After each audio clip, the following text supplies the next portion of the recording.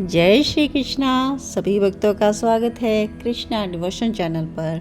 आप सभी भक्तों को नव वर्ष की बहुत बहुत हार्दिक शुभकामनाएं। कृष्णा डिवोशन चैनल भक्ति का चैनल, और इस चैनल के माध्यम से हम प्रभु श्री कृष्ण जी के साथ जुड़ रहे हैं, उनकी लीला कथा अमृत पान कर रहे हैं।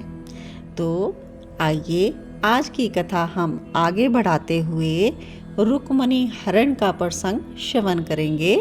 नवदा भक्ति में सबसे प्रमुख है श्रवण भक्ति।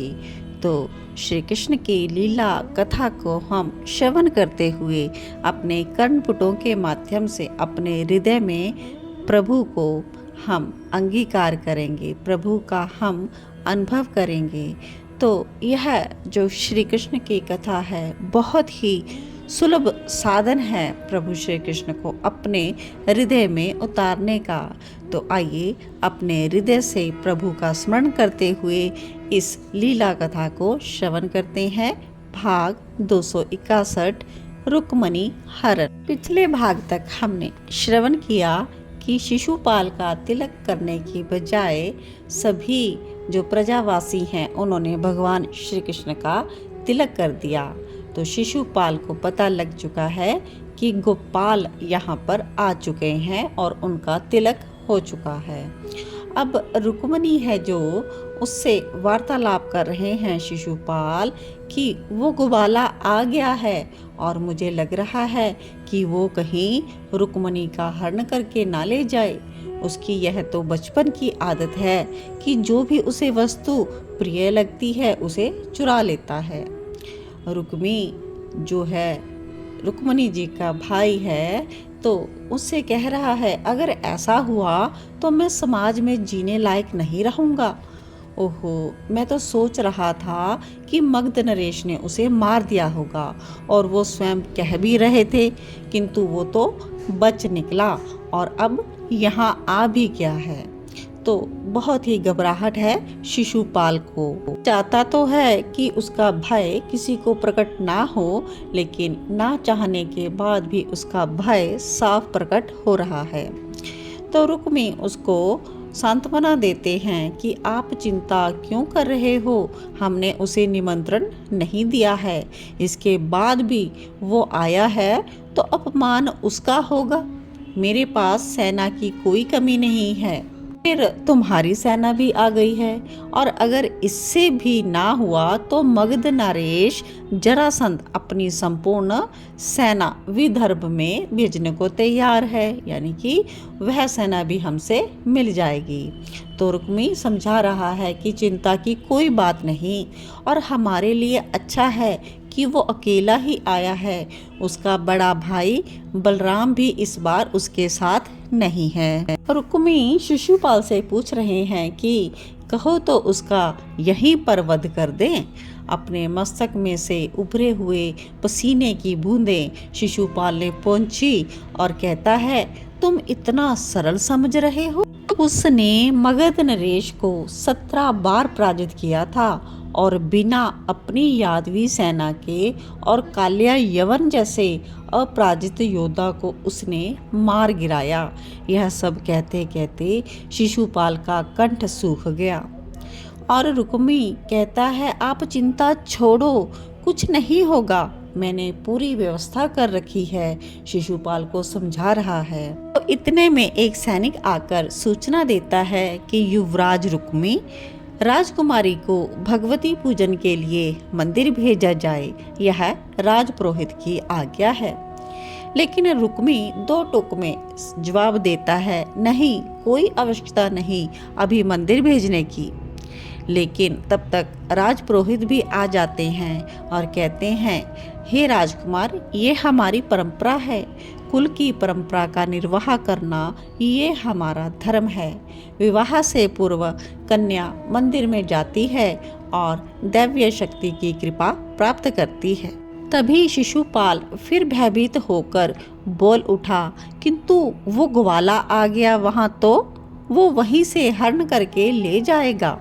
राजपुरोहित कहते हैं कि कन्या का ये अधिकार है कि वो अपने इष्ट भगवती का पूजन करने मंदिर अवश्य जाएगी।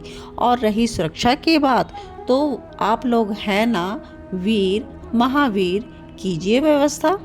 राजपुरोहित की बात सुनकर रुक्मी भी चुप हो गया और शिशुपाल भी। अपने सेनापति को आदेश दिया। रुक्मी ने विदर्भ की पूरी सेना रुक्मणी की सुरक्षा में लगा दी जाए। 4 घेरे बनाओ, मध्य में रुक्मणी चले पूजन के लिए, उसके चारों ओर सखियां हों। उन सखियों को घेर कर हमारे सैनिक चले निशस्त्र, और उसके बाद शस्त्रधारी सैनिकों का घेरा हो जो उन सैनिकों को घेर कर चले। इस घेरे को कोई भी तोड़ ना सके। अब नेक्स्ट क्या सीन है कि शहनाई की मंगल गूंज सारे विदर्भ राज्य में हो रही है। नर नारी पुष्प बरसा रहे हैं, अद्भुत बाजे बज रहे हैं। चारों ओर राजकुमारी रुक्मणी की जय, इस प्रकार से सब और जय घोष हो रहे हैं। विदर्भ राजकन्या की जय, भीष्मक नंदिनी की जय। प्रजा में अति उत्साह था क्योंकि उनकी राजकुमारी का विवाह होने वाला है और वो आज भगवती पूजन के लिए जा रही है। सैनिकों के अभूतपूर्व सुरक्षा के मध्य रुक्मणी चल रही है। रुक्मणी के चारों ओर उसकी सखियों को घेर कर चल रहे हैं सैनिक, और उनको भी घेर कर चल रहे हैं अस्त्र शस्त्र से लदे हुए अति वीर सैनिक, और मध्य में अति सुंदर गौरवर्णी मुखमंडल, ऐसा कि कोई एक टक देख भी नहीं सकता, इतना तेज है। गंभीरता से चल रही है। उनके हाथ में सुंदर पूजन की थाली है। भगवती का पूजन करना है, किंतु अब तो रुक्मणी ये बात भी भूल गई है कि उनके मन में बस भुवन सुंदर श्री कृष्ण ही छा गए हैं। और रुक्मणी के मन में यही बातें चल रही हैं, वो कब आएंगे, नहीं आए तो नहीं, विदर्भ में आ चुके हैं, अवश्य आ जाएंगे। ऐसा सोचते हुए मंदिर आ गया। सभी सैनिक बाहर खड़े हैं, अपने अपने शस्त्रों को संभाले हुए सावधान की मुद्रा में। भीतर सखियां गई हैं रुक्मी के साथ, किंतु सखियां भी कुछ आगे तक जाकर रुक गईं। अब केवल रुक्मणी चली जा रही है। सामने विग्रह है भगवती उमा का। पूजन की थाल रख दी सामने चौकी पर। प्रथम हाथ जोड़कर खड़ी हो जाती हैं, अपलक दर्शन कर रही हैं भगवती का। पर उन्हें भगवती कहाँ दिखाई देती है। उन्हें तो भगवती के विग्रह में भी श्री कृष्ण ही दिखाई दे रहे हैं। उन्होंने तुरंत अपने नेत्र बंद किए, पर हृदय में तो वही विराजे हैं श्री कृष्ण। रुक्मणी एक ही बात कहती हैं, हे भगवती, मुझे श्री कृष्ण ही पति रूप में मिले।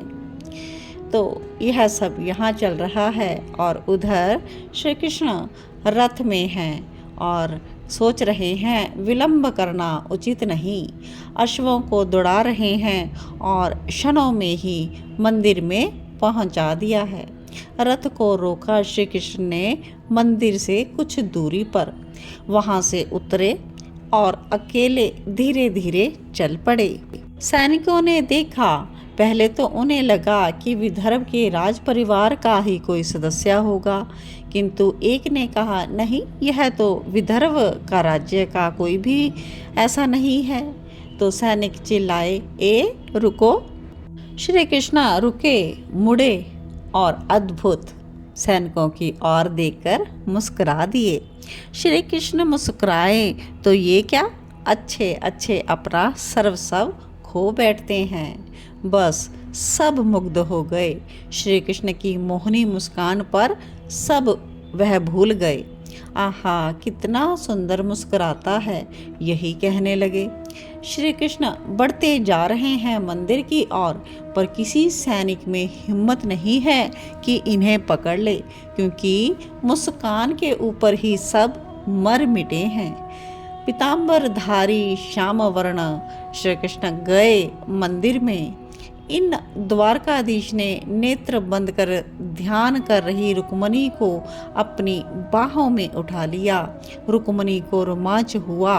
उन्होंने जैसे ही अपने नेत्र खोले, भुवन सुंदर की बाहों में उनका वो दिव्य अद्भुत रूप सौंदर्य वो देखती ही रह गई। श्री कृष्ण भी उन्हें अपलक देखते रहे और आगे बढ़ते भी रहे। सैनिक लोग देख रहे हैं चाल श्री कृष्ण की, कहते हैं क्या चाल है, आहा, अभी वो सभी तो मोहित हैं। तो रथ में ले जाकर रुक्मणी को बिठा दिया है श्री कृष्ण ने और स्वयं फुर्ती से रथ की लगाम संभाल बैठे और देखते ही देखते रुक्मणी हरण ले गया, अरे ले गया। सैनिक भागे अब रथ के पीछे।